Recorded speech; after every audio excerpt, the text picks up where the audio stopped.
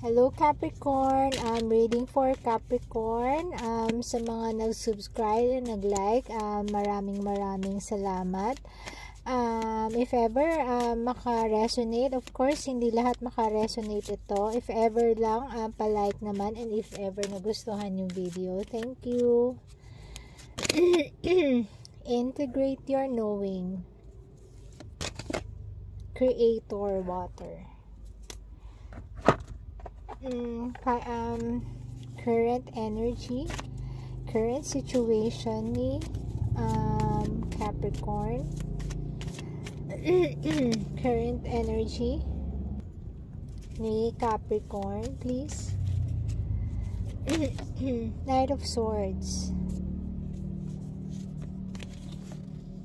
Ten of Pentacles, and Five of Wands.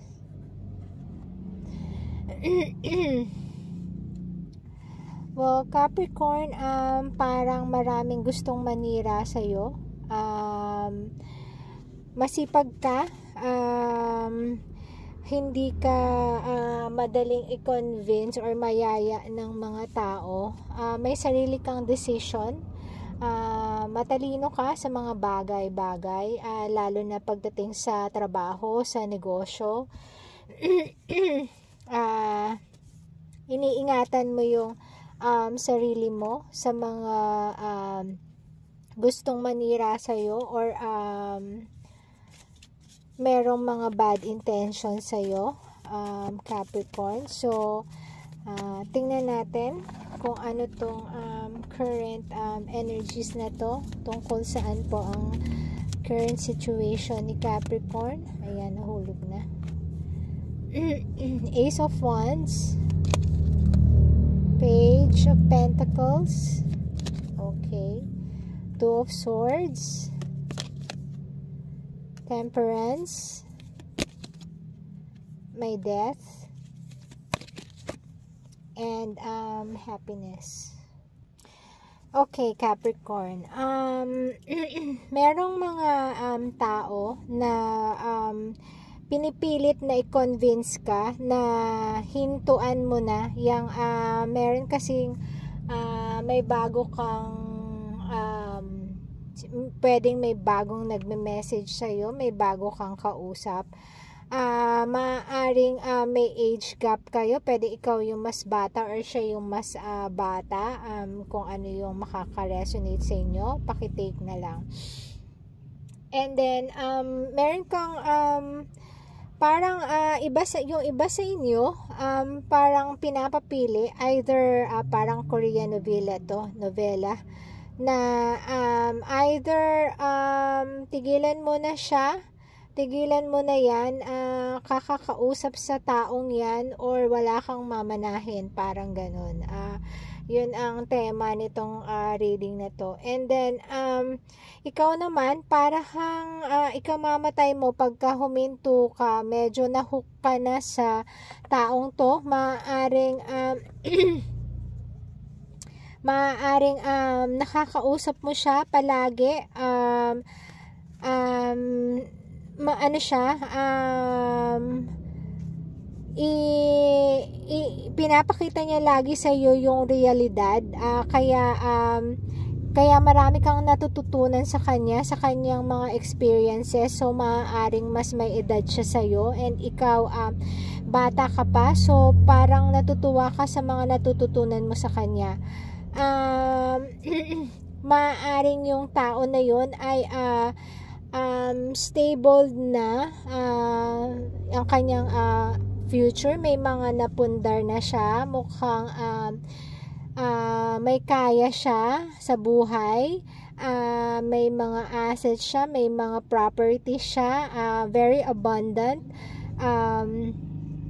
kaya na niya i-provide sa'yo lahat-lahat. And yet may mga meron, tingin ko family ito na na nagsasabi sa iyo na tigilan siya, hindi sila boto, in short, dun sa tao na nakikipag-usap sa iyo. Pero gusto nila ihinto mo na, totally ihinto mo na. pero ikaw parang ikamamatay mo yun pagka nahinto kayo, kasi masayang masaya ka and parang nakikita mo siya na good provider siya in future. Ayan, so sabi dito, gamitin mo ang isip mo and wag padalos-dalos. Ayan, wag mag-create ulit ng chaos, kasi medyo chaotic na tong environment nyo with the family maybe, or sa mga nag-guide sa'yo, mga guidance mo. Maaring siguro yung mga parents mo nasa malayong lugar or wala, kaya naiwan ka sa mga nagpaparental guidance sa'yo, so hindi sila boto talaga sa kausap mo. Or yung iba naman sa inyo, pwede naman na ikaw yung may kaya and yung ang kausap mo ay magaling mag-comfort sa'yo, magaling siyang makipag-usap, pwedeng ang career niya ay pwedeng pwede siyang journalist, ganyan. Magaling siyang makipag-usap sa tao, makipag-communicate, and yet siguro dun ka na fall sa kanya. So ayun, maaaring pinahihiwalay siya sa'yo dahil magkaiba kayo ng economic status. So hingi tayo ng additional message dito para sa reading na ito. Capricorn, Hierophant, Ten of Swords, Ace of Cups.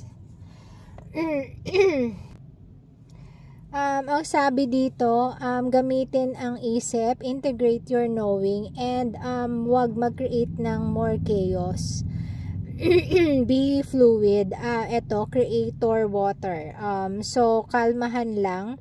And matatapos din lahat ng ng maling pag-iisip nila, yung mga binabato nila sa yung mga salita, matatapos din yan. And ito, yung ikaw naman makaka-feel ito maaari tong self-love or may bagong love na parating para sa'yo. And hindi natin pwede ito ang ito ang magiging parang masasabi mong perfect para sa iyo. So ang tingin ko, ang sinasabi ng reading, take your time, wag magmadali, and marami pang darating sa iyo kasi bata ka pa, and in time makakamit ka rin ng magugustuhan nila, yung matatapos din ito.